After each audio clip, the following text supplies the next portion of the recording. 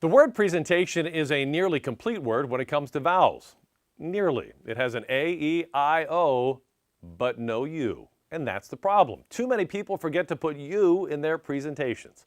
I'm Jerry Sandusky. In this video, I'll show you how by putting one of three specific things in your presentation, you can create a lot more connection with your audience. Connection that leads to action. Here are three things that on the surface have no obvious relationship: juggling, fountain pens, and Super Bowl rings. Here's the connection. I know how to juggle. I collect fountain pens, and my father, daughter, and I have all won Super Bowl rings. You'll watch plenty of videos, but you probably won't watch many from people who have that combination of interests, hobbies, and accomplishments.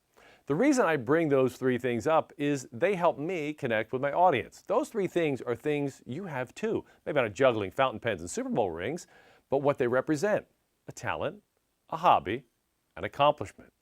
Everyone has those three things in their life. Everyone.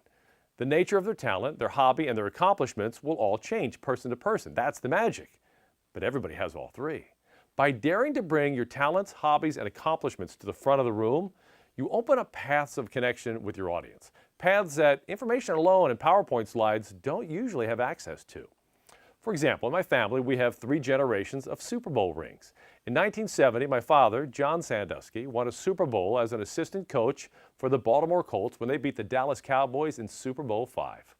42 years later, I won a Super Bowl ring as the Ravens play-by-play announcer. And that year, my daughter Katie worked in the Ravens marketing department, so she won a Super Bowl ring too. And my daughter and I got to go to the ring ceremony with the Ravens together.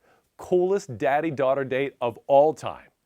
Now, if you have a father or a daughter, can't you relate to the feeling of pride and shared experience that I just shared with you? And when your audience can relate to you emotionally, that opens up the door for them to listen to you and follow you intellectually. Too often in presentations, we aim for the head with a data dump, but if you're willing to put a little more of you in the presentation and give people a glimpse into what makes you unique, it creates an emotional connection that opens the door for the intellectual connection. Aim for the heart first, not the head. And a quick word on accomplishments: you're not sharing the accomplishments to brag. Look at me, I'm wonderful, look what I did. You're doing it to connect emotionally with the audience in a way that they can relate to it. So I have a quick assignment for you.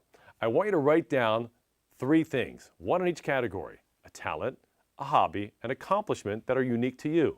Share them with me in the comments box down below or send me an email with them, jerry@jerrysandusky.com. And I'll share with you a way you can use those three things to make your next presentation unique and powerful. Until next time, the hay's in the barn.